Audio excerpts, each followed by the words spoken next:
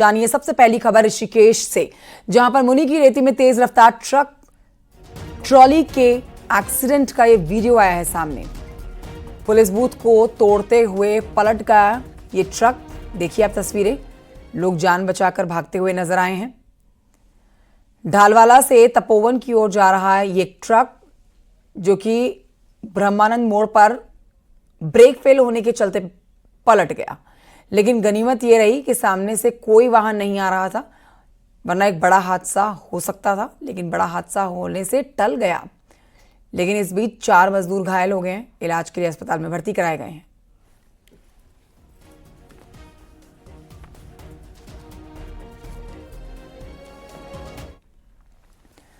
Haridwar Laksar road पर बड़ा हादसा होने से टल गया। यहां पर अजीतपुर के पास में सीमेंट से भरा हुआ ट्रक बिजली के पोल पर खड़े रखे हुए ट्रांसफार्मर से टकराया है। यहां पर टक्कर इतनी जोरदार थी कि ट्रांसफार्मर पोल से सीधा जमीन पर आ गिरा। गनीमत रही कि कोई और इस टक्कर की जद में नहीं आ पाया और ड्राइवर ने भी कूदकर अपनी जान बचा ली। ट्रांसफार्मर क्षतिग्रस्त होने से पूरे इलाके की बिजली पिछले कई घंटों से गायब है।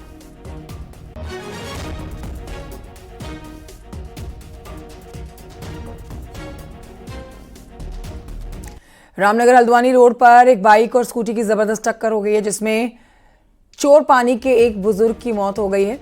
बुजुर्ग रामनगर की ओर से आ रहे थे। एक्सीडेंट के बाद लोग घायल बुजुर्ग को अस्पताल लेकर पहुंचे। डॉक्टर ने उन्हें मृत घोषित कर दिया।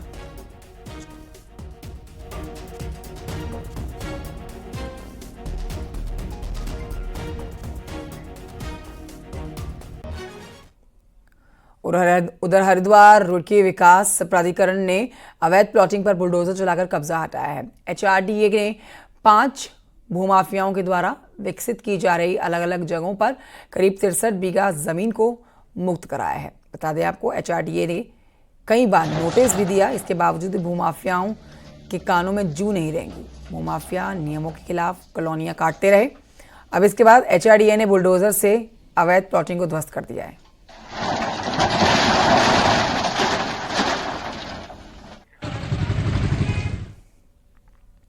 विकासनगर के पचवादून में लगातार अवैध प्लॉटिंग को लेकर मसूरी देहरादून विकास प्राधिकरण की कार्रवाई जारी है। विकासनगर के रुद्रपुर क्षेत्र में भी शुक्रवार को एमडीडीए की टीम ने कई बीघा अवैध प्लॉटिंग को जेसीबी की मदद से ध्वस्त कर दिया है। अवैध प्लॉटिंग को ध्वस्त करने की एमडीडीए की ताबड़तोड़ कार्रवाई से भूमाफियाओं में हड़कंप मचा हुआ है।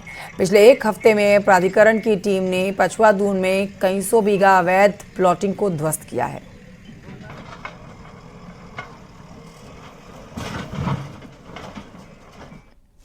उधर उधमसिंह नगर जिले में एक हेड कांस्टेबल और बीजेपी के नेता के बीच में लात घूसे चले हैं, जिसका वीडियो भी सोशल मीडिया पर वायरल हो रहा है। जानकारी के अनुसार पुलिस लाइन में तैनात हेड कांस्टेबल हरवीर सिंह कथित तौर पर शराब के नशे में चूर थे।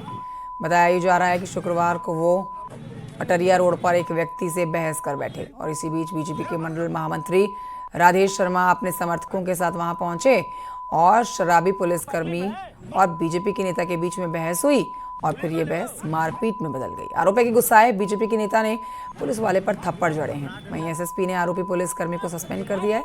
बीजेपी नेता के खिलाफ केस दर्ज किया है।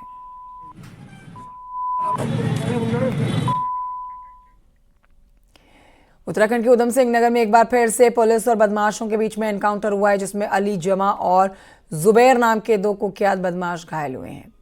उधमसिंह नगर जिले के एसएसपी मणिकांत मिश्रा के मुताबिक दोनों बदमाशों ने अपने एक अन्य साथी के साथ मिलकर 9 फरवरी को नानकमत्ता इलाके में लूट की घटना को अंजाम दिया था। पुलिस दोनों की तलाश कर रही है। शुक्रवार रात पुलिस को सूचना मिली कि इनमें से एक बदमाश फिर से इलाके में आने वाला है, जिसके बाद पुलिस ने चेकिंग अभियान चलाया और इस दौरान पुलिस ने एक मोटरसाइकिल में सवार 2 लोगों को रोकना चाहा। दोनों पुलिस पर फायरिंग करते हुए भागने लगे और पुलिस ने भी जवाबी फायर किया, जिसमें दोनों बदमाशों के पैर में गोली लगी।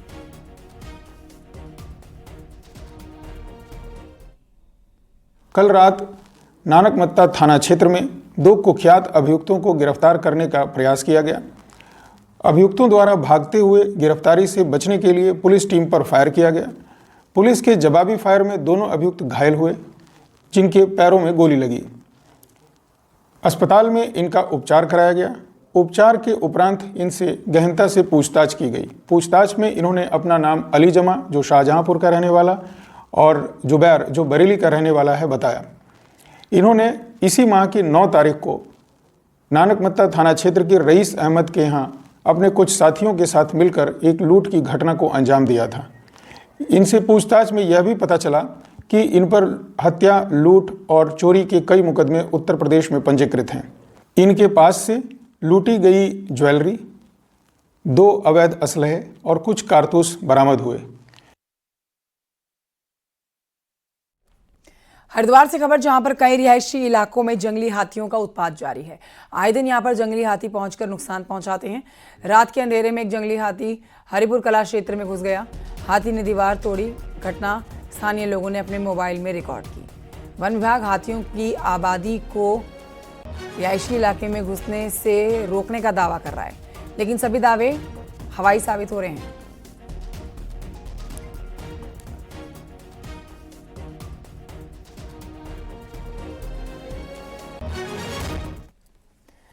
उत्तराखंड विधानसभा का बजट सत्र 18 फरवरी से शुरू होने जा रहा है। मुख्यमंत्री पुष्कर सिंह धामी का कहना है कि आने वाला बजट राज्य के अंदर विकास की संभावनाओं को आगे विस्तार देने वाला है।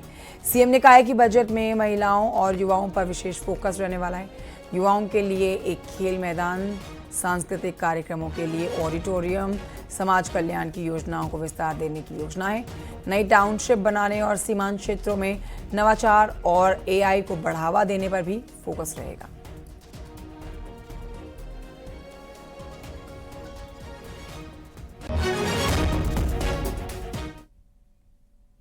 विशेष फोकस रहेगा, युवाओं पर विशेष फोकस रहेगा। सीमांत क्षेत्रों में हम नवाचार पर, एआई को बढ़ाने पर, नई टाउनशिप बनाने पर और जो हमारे समाज कल्याण क्षेत्र में चलने वाली योजनाएं हैं, उन योजनाओं को और हम मजबूत करेंगे। युवाओं के लिए हम खेल के और स्थान बनाएंगे। सांस्कृतिक कार्यक्रमों के आयोजन के लिए ऑडिटोरियम बनाने की व्यवस्था करेंगे। खबर पौड़ी गढ़वाल से है, जहां पर बीजेपी के सांसद अनिल बलूनी अब एक बार फिर से संसदीय कमेटी में शामिल हो गए हैं। एक और संसदीय कमेटी जिसका हिस्सा बने Anil Baluni, income tax bill पर बनी सिलेक्ट कमेटी में उन्हें जगह दी गई है। Anil Baluni one nation one election को लेकर बनी थी जो जेपीसी, उसमें भी शामिल हुए थे। बीजेपी सांसद बैजयंत पांडा को इनकम टैक्स बिल पर बनी सिलेक्ट कमेटी का चेयरमैन बनाया गया है।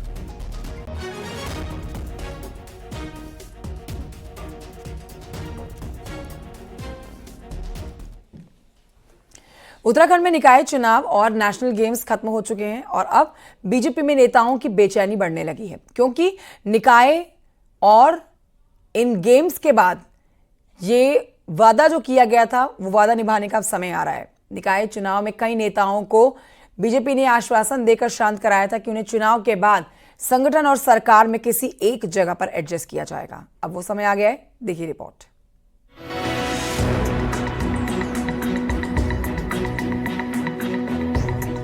उत्तराखंड बीजेपी में लंबे समय से नेता सरकार में दायित्व को लेकर टकटकी लगाए बैठे हैं, लेकिन कभी निकाय चुनाव तो कभी नेशनल गेम जैसे आयोजनों के कारण इस पर ब्रेक लगता रहा है।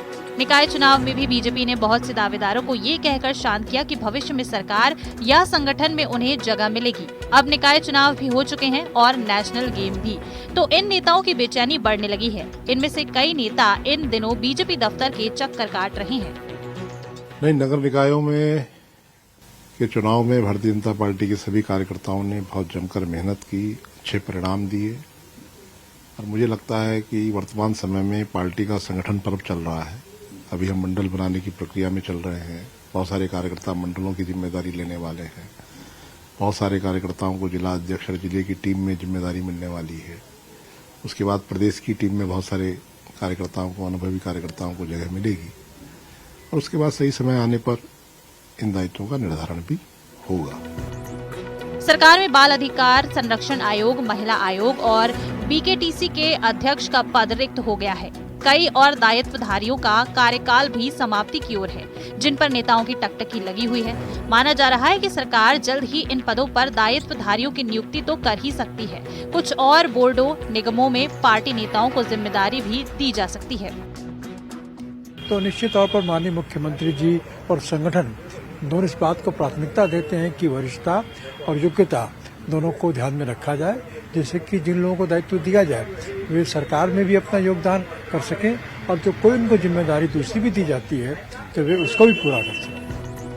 23 मार्च को सरकार का 3 साल का कार्यकाल भी पूरा होने जा रहा है। इस 3 साल में 2 बार सीमित संख्या में दायित्वधारियों की लिस्ट जारी हुई। अधिकांश दायित्व वाले पदों पर किसी न किसी कारण घोषणा नहीं हो पाई, लेकिन अब सरकार करीब करीब मन बना चुकी है। सुगबुगाहट है कि अप्रैल या मई में होने वाले पंचायत चुनाव और उसके बाद 2027 की तैयारियों के मद्देनजर सरकार कभी भी बड़े लेवल पर दायित्वधारियों की सूची जारी कर सकती है। न्यूज़ 18 के लिए देहरादून से सुनील नवप्रभात की रिपोर्ट। कांग्रेस पार्टी के साथ कंट्रोवर्सी ना हो, ऐसा भला कैसे हो सकता है? कांग्रेस नेताओं के बयान ही पार्टी के लिए बड़ी प्रॉब्लम बन चुके हैं, जिसका नुकसान कांग्रेस पार्टी को होता है। अब इसी पर कांग्रेस के प्रदेश अध्यक्ष ने सबको हिदायत दे डाली है। देखिए क्या कह रहे हैं वो। कांग्रेस प्रदेश अध्यक्ष करण माहरा की चेतावनी भरी ये चिट्ठी शुक्रवार को जारी हुई है। इस लेटर में करण माहरा ने सीनियर से लेकर जूनियर नेताओं को हद में रहकर बयानबाजी करने की सख्त हिदायत दी है। लेटर में साफ लिखा गया कि सीनियर नेता और पदाधिकारी मीडिया और सोशल मीडिया में जो कमेंट कर रहे हैं उसका नुकसान कांग्रेस को हो रहा है, इसीलिए बयान सिर्फ बीजेपी को घेरने के लिए दें, कांग्रेस को बर्बाद करने के लिए नहीं। करण माहरा का कहना है कि बयानों और कमेंट की कंट्रोवर्सी पर हाईकमान गंभीर है और कौन क्या कह रहा है सब देखा जा रहा है। देखिए, इसको हाईकमान देख रहा है और गंभीरता से देख रहा है। कौन क्या बयान दे रहा है, क्या कह रहा है, उसकी नीयत क्या है, ये तो समझा जा सकता है कि किसकी क्या नीयत है, और उनके बयानों से उन चीज़ों का निचोड़ भी आराम से निकाला जा सकता है। हमको अपनी पार्टी में फोकस करना है, अपनी पार्टी को कैसे ठीक करना है, अपनी पार्टी को कहाँ कमजोरी है उसको कैसे ठीक करना है, इसमें ध्यान देना है। कौन अच्छा है, कौन बुरा है, कौन ताकतवर है, इससे हमको क्या करना है। हमको जिनसे चुनाव लड़ना है या जिनके खिलाफ हमको लोकतंत्र में लड़ाई लड़नी है, जिनकी आइडियोलॉजी से हमको लड़ना है, हम उनकी तारीफ कैसे करें। हम तो अपना काम करेंगे। कांग्रेस में नेता बीजेपी को घेरने के बजाय एक दूसरे का विरोध करते दिखते हैं, तो कई बार सोशल मीडिया पर नेता आपस में भिड़ते हुए दिखते हैं। नतीजा यह कि कांग्रेस नेताओं के बयान और झगड़ों का नुकसान कांग्रेस पार्टी को ही होता है। ऐसे में क्या करण माहरा की चेतावनी से बड़े से लेकर छोटे नेता कंट्रोल हो पाएंगे, ये सवाल है। करता हूं तो बिल्कुल मुझे लगता है आला कमान को इंटरवीन करना चाहिए कि कई बार ऐसा होता है कि नेपोटिज्म का सहारा लेके कई लोग जो है हमारे मेरे जैसे अगर मैं करूं कि छोटे कार्यकर्ताओं के खिलाफ कुछ भी बोल देते हैं और फिर बच जाते हैं क्योंकि नेपोटिज्म का सहारा वो ले लेते हैं। तो बिल्कुल आला कमान को ध्यान देना चाहिए और केंद्रीय नेतृत्व को इस पे नकेल कसने का कार्य करना चाहिए, क्योंकि पार्टी में अनुशासन जरूर होना चाहिए। पार्टी में अनुशासन है कहाँ? कोई एक दूसरे की सुनने वाला नहीं है। पदाधिकारी प्रदेश अध्यक्ष को प्रदेश अध्यक्ष नहीं मान रहे हैं और बड़े नेताओं की स्थिति आप देख रहे हैं क्या स्थिति है। जितने भी बड़े नेता हैं सब कोई कुछ कह दे रहा है, कोई कुछ कहता है। हरीश रावत जी कुछ कहते हैं तो गोदियाल जी कुछ कहते हैं। कांग्रेस के अंतिम दिन है, अंतिम सांसें कांग्रेस ले रही है, यही है। कांग्रेस में नेताओं के आपस में लड़ने भिड़ने का ट्रेंड पुराना है, तो कई बार लड़ने भिड़ने की बात मीडिया और सोशल मीडिया तक पर होती है और कांग्रेस नेता बीजेपी से भिड़ने के बजाय आपस में भिड़ने में ज्यादा इंटरेस्टेड दिखते हैं। तो ऐसे नेताओं को कांग्रेस प्रदेश अध्यक्ष ने हद में रहने की हिदायत दी है। देहरादून से न्यूज़ 18 के लिए दीपांकर भट्ट की रिपोर्ट। जुड़ी रही विमला बहुगुणा के पार्थिव शरीर पर फूल अर्पित किए हैं और उनको श्रद्धांजलि अर्पित की है। गौरतलब है कि 93 साल की विमला बहुगुणा का शुक्रवार को निधन हो गया था। स्वर्गीय विमला प्रख्यात पर्यावरणविद स्वर्गीय सुंदरलाल बहुगुणा की पत्नी हैं और चिपको आंदोलन समेत जन सरोकार के मुद्दों के साथ वो सदैव जुड़ी रही है, सक्रिय रही हैं। ऐसे पर उनके निधन पर पुष्प अर्पित किए मुख्यमंत्री पुष्कर सिंह धामी ने।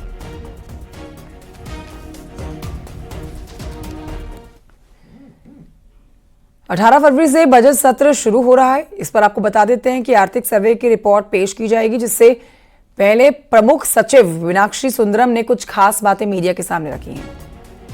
उनके मुताबिक राज्य में 2024-25 में प्रति व्यक्ति आय 2,74,000 रुपए रही है। पिछले 2 साल में 9,31,000 युवाओं को अलग अलग सेक्टर में रोजगार मिला है। हमारा प्रति व्यक्ति आय ये कहां स्टैंड करते हैं अभी 23-24 में हमारा 2,46,000 करोड़, सॉरी 2,46,000 रुपए, 2,46,000 रुपए प्रति व्यक्ति आय एनुअल इनकम, और ये 24-25 में 2,74,000 2,74,000। तो इस तरीके से 11.33% की वृद्धि हुई है प्रति व्यक्ति आय में।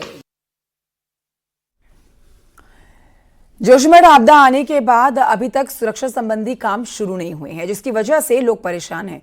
प्रशासन जल्द से जल्द काम पूरा करने का दावा कर रहा है।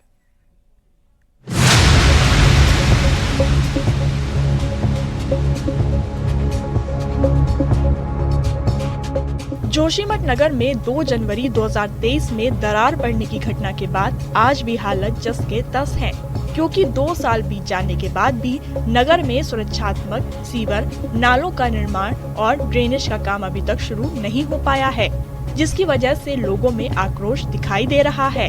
23 में जोशीमठ भूदसाव की जो आपदा आई थी, उसके पश्चात लगभग 2 साल का समय बीत चुका है और अभी तक उस भूदसाव के संदर्भ में जो भी नीतियां बनी हो, जो भी DPRA बनी हो, अभी तक धरातल में कुछ भी दिखता हुआ नजर नहीं आ रहा है। और वार्ड नंबर 1 गांधीनगर का रहने वाला हूँ। 2023 से स्थिति बराबर बनी और जिसमें कि अभी तक शासन ने कोई भी चीज़ का ठोस कदम नहीं लिया है और हमारे जो 2 कमरे का पेमेंट हो रखा है, बाकी उसी टूटे फूटे घर पर हम रहते हैं और न ही हमारे पास कहीं रहने की लायक ज़मीन है, न जा सकते हैं।